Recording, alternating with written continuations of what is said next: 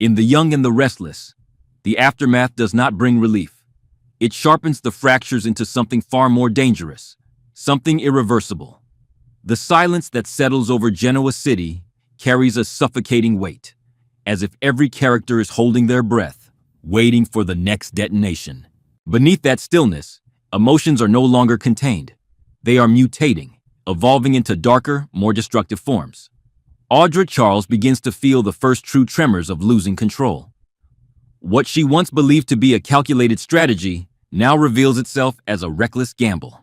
The information she set loose refuses to behave as expected. Instead of isolating Claire Newman, it destabilizes the entire structure Audra depended on. Her carefully crafted narrative, one where she remained indispensable, untouchable, starts to collapse under the pressure of unintended consequences. Yet rather than retreat, Audra doubles down. Her fear transforms into defiance, her anxiety into aggression. She convinces herself that the only way forward is to push harder, to strike deeper, to ensure that if she is going down, she will not go alone. This shift marks a critical turning point in Audra's psyche. The internal conflict that once restrained her is now overridden by a singular, consuming objective: survival at any cost. Morality becomes negotiable, loyalty becomes irrelevant, and truth becomes a weapon rather than a boundary. She begins to reinterpret her past actions not as mistakes, but as necessary steps in a larger, ongoing battle. In doing so, she distances herself further from any possibility of redemption, locking herself into a path that grows increasingly volatile with every decision. Holden Novak, meanwhile, is forced into a confrontation with a reality he can no longer avoid. The fragmented pieces of truth that once lingered at the edges of his awareness now converge into something undeniable. His trust, once cautiously given, is shattered, not only in others but within himself. He begins to question his own judgment, his own memories, even his own motivations. The realization that he may have been complicit, even unintentionally, in a web of deception creates a deep, corrosive guilt. This guilt does not manifest as immediate action. Instead, it paralyzes him. Holden becomes trapped in a state of emotional inertia, unable to move forward, yet unwilling to retreat. His connection to Claire, once a source of clarity, becomes entangled with doubt. Every interaction is now filtered through suspicion, every emotion second-guessed. And yet, despite this internal chaos, he cannot fully detach. Something about Claire continues to pull him in. A need for understanding, perhaps, or a subconscious desire to atone for what has been done. Claire Newman, however, is no longer the same person Holden believed her to be. The gradual unraveling of truth ignites a transformation within her that is both subtle and terrifying. The vulnerability she once carried begins to harden into something sharper, more controlled, yet infinitely more dangerous. Her anger is no longer reactive. It is deliberate.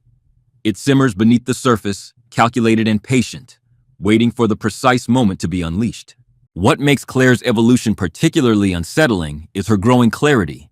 The confusion that once clouded her perception is replaced by a cold, methodical understanding of the dynamics at play.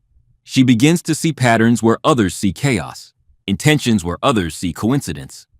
This heightened awareness gives her an advantage, but it also isolates her. The more she understands, the less she trusts.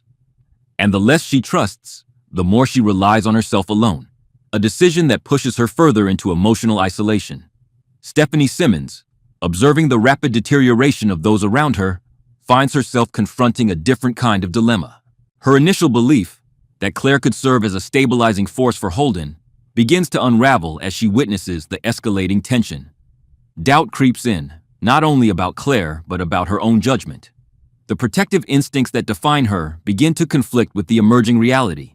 She must now decide whether to intervene, to pull Holden away from the situation entirely, or to allow events to unfold in the hope that truth will ultimately lead to resolution.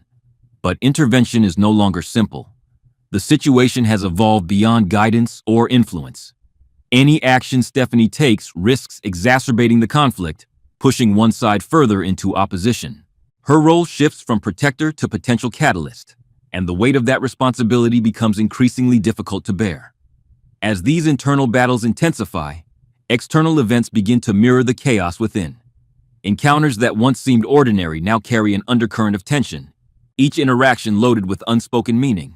Small actions take on disproportionate significance, triggering reactions that spiral into larger consequences. The boundaries between intention and impact blur, creating a chain reaction that no one can fully control. Audra, sensing the tightening pressure around her, makes a decision that alters the trajectory of everything. She moves beyond implication and into direct confrontation, not through words, but through actions designed to corner Claire, to force a reaction that will justify everything Audra has claimed. It is a high-risk maneuver, one that depends entirely on Claire losing control, and for a moment, it almost works. Claire is pushed to the edge, her carefully maintained composure fracturing under the weight of accumulated provocation. The past, the betrayal, the manipulation, it all converges in a single, volatile instant. The restraint she has fought to preserve teeters on the brink of collapse. But instead of erupting blindly, Claire does something far more dangerous. She stops. She recalibrates.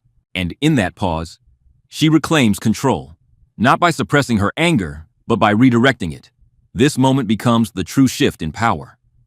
Audra, expecting chaos, is met with something colder, something far less predictable. Claire's response is no longer driven by emotion alone. It is strategic. She begins to dismantle the narrative piece by piece, exposing inconsistencies, forcing contradictions into the open.